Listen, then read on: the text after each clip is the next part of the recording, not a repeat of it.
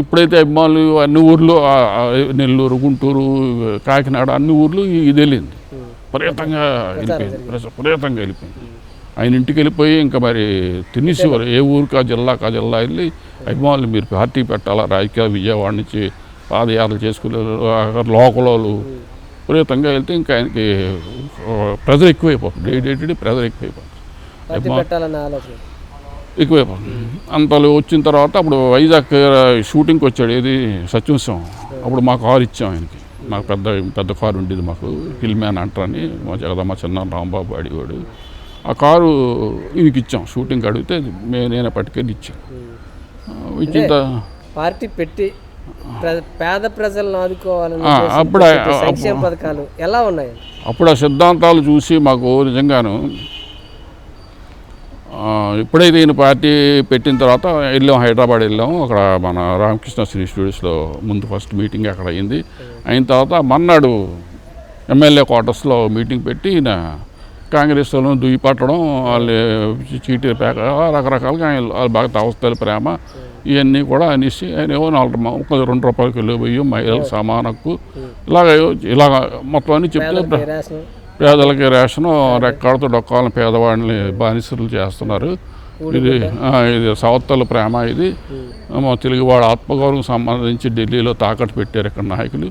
కాబట్టి మన ఆత్మగౌరవం మనం కాపాడుకోవాలి. కాబట్టి మనం ప్రజల్లోకి వెళ్ళి మనం ప్రజల్లోకి న్యాయం చేయాలి. మనం అవే సంక్షేమ పథకాలు ఈనాటికి కూడా 42 సంవత్సరాలు వేరైనా కానీ సంక్షేమ పథకాలు ఈ రోజు కూడా నాటి నుంచి నేటి వరకు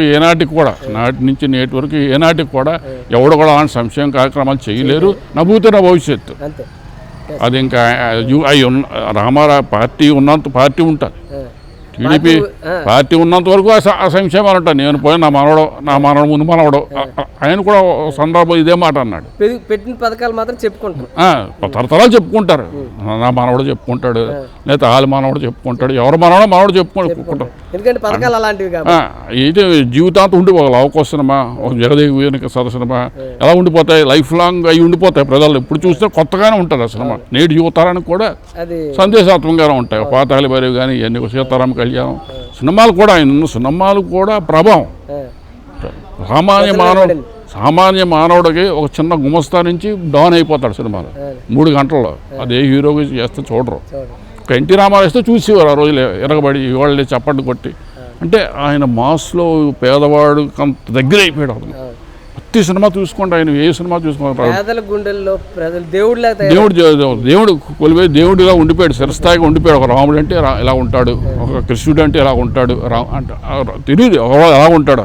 మన ప్రధానమంత్రి కూడా డైరెక్ట్గా మీటింగ్లో రామారావు అంటే రాముడు, ఎన్టీ రామారావు తప్ప ఎవడు మనకు రాడు, మనకి ఊహకు కూడా రాడు అని డైరెక్ట్గా ప్రధానమంత్రి మోడీ గారే మొన్న సెలవు ఇచ్చారు.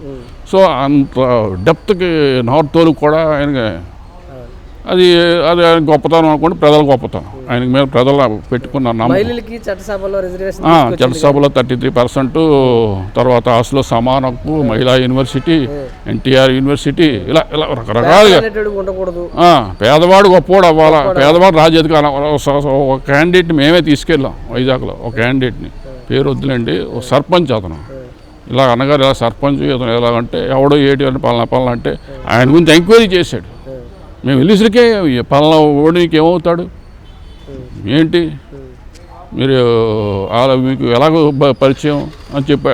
అంత మనం క్యాండిడేట్ని తీసుకెళ్తే క్యాండిడేట్ తన పుట్టిపర్వతాలు చెప్పాడు. మాకు ఆశ్చర్యపోయి అమ్మ మన పేరు చెప్పామంటే అమ్మ ఇంత నెట్వర్క్ ఎలా చెప్పేస్తున్నాడు ఇతను, నాకు తెలియదు అంత ఆయనకు అంత ఇది బ్యాక్గ్రౌండ్ తాలూకు నాకు పరిచయం ఉందో తప్ప మరి అంత డెప్త్గా అంత ఇది అన్నది నాకు తెలియదు.